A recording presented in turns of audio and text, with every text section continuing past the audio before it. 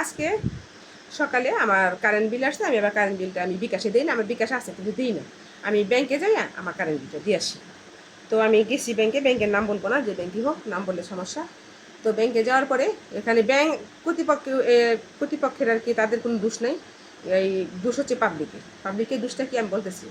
আমার এলাকার কিছু বকাটে লোকজন আছে যা নাকি সমাজের ইমেজ, মহিলা এবং মানুষ সম্মান করে, এটা নাকি মুসলিম কান্ট্রি, আমাদের দেশ নাকি মুসলিম কান্ট্রি, আমরা নাকি মুসলমান নারীদেরকে সম্মান করি। হিন্দু এবং মুসলিম নাই, বৌদ্ধ হিন্দু, হিন্দু বৌদ্ধ খ্রিস্টান মুসলিম সবাইকে সম্মান করতে হবে। কিভাবে সম্মান করতে হবে জানেন?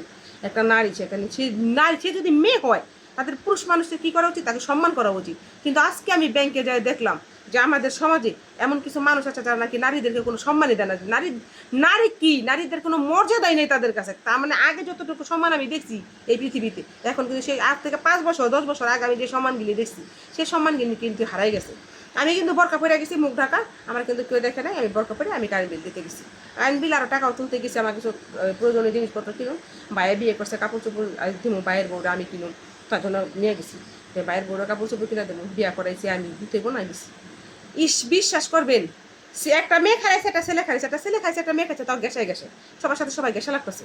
এখন আমি একটা ছেলে বলতেছে লাইন ধরেন, আমি কই না, আমি ছেলেদের সাথে লাইনে দাঁড়াবো না। আমি দাঁড়াইলে দেখি আমার পিছনে আর 3জন ঢুকছে, তারা আমার পিছিয়ে দাঁড়াইবো। তা তারাও যদি আমাকে ধাক্কা মারলে আমি কি করবো? একটা ছেলের পিছিয়ে যা করবো, কোনো মেয়ে নেই না, আমি দাঁড়াবো না। আমি কোথায় দাঁড়াইছি যাই, আমি এখানে আমি ডাইরেক্ট বললাম, এখানে মেল, এখানে ফিমেল, এখানে ফিমেল দাঁড়াইবো, এখানে মেল দাঁড়াইবো। একটা ফিমেলেরটা, একটা মেলেরটা নিব, একটা ছেলেরটা নিব কাগজ সারে, একটা মেয়ের কাগজ নিব কারেন্ট বিলের, এইভাবে দাঁড়াইবো। তো এই মেয়ের কথা বলার একটা আমার অনেক হয়েছে, অনেক কিন্তু হয়নি। তো আমি লাইনে দাঁড়াইলাম, লাইনে দাঁড়ানোর পরে আমি ওগুলো লাইনে দাঁড়াইনি, আমি আলাদা লাইনে দাঁড়িয়েছি। আমার একজন বলতেছে যে ছাড়ে, আবার তাদেরকে বুঝছে যে এখন জোড়া রাখতে পারে, আমার তাদেরকে নিয়ে গেছে, নিয়ে আমার কেটে দিয়েছে। আমি বাইরে আসার পরে একজন আমার বলতেছে, যান যান, এখানে ইমেজ দেখে বেরেন না, আপনি একলা ইমেজ জানেন না। সমাজটা কই যা দাঁড়াইছে, এই সমাজের মানুষের কোনো দিন গেছে 5 লাখ টাকাও খাওয়াইছি 2 দিনের মধ্যে। কথাটা বুঝছেন আপনার আমার কষ্টগুলো? এখানে সেন্সিটিভ কিছু বলা যায় না, এটা আমি জানি, কথাটা বুঝছেন। আমি হাসির মাধ্যমে আপনাদের বুঝাইতেছি, কিন্তু এখানে আমার কিন্তু ভিতরে কিন্তু অনেক কষ্ট লাগতেছে, কিন্তু কষ্টটা কিন্তু প্রকাশ হওয়া যায়, কিন্তু হাসির মধ্যে বুঝাইতে হয়।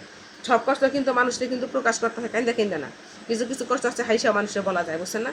তো আমি এই সমাজে মানুষের দিন গেছে, আমি মনে করেন খাওয়াইছি, কিন্তু টাকা পয়সা না খাওয়াইছি এমন কোনো কথা না।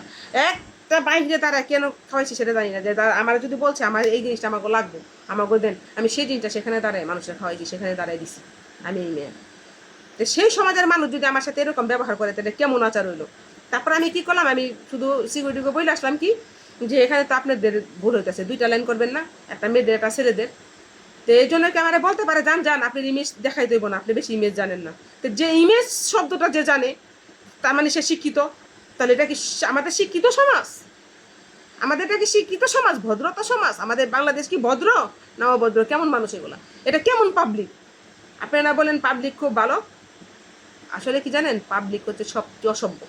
অসভ্য পাবলিক বুঝেন? আমাদের দেশের মানুষগুলো হচ্ছে অসভ্য। অসভ্য পাবলিক যদি না হইতো, তাহলে মেয়ে গো সম্মান দিল না। মেয়ে আর ছেলে কি করে, ফিমেল মেল কি করে একসাথে দাঁড়ায়, তাও পাশাপাশি ভাবে, তাও কোনো নেই, ফাঁক ফাঁক দাঁড়াইছে তা কিন্তু না, একদম গেসা গেসে। তার মানে আমি কি সেই কথাটা বলে যদি আমি অন্যায় করে থাকি, তাহলে দেশবাসী আমার মেয়েরা ফেলো, সমস্যা নেই।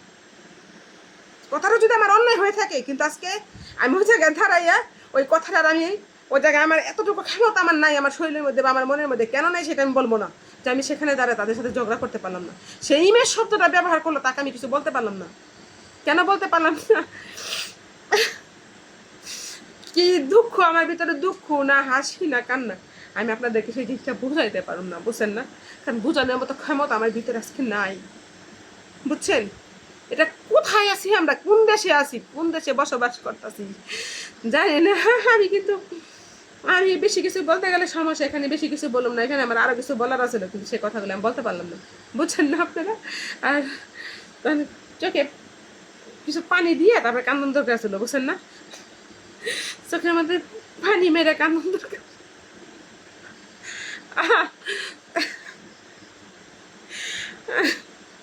এটা নাকি আমাকে দেশ, এটা নাকি বাংলাদেশ।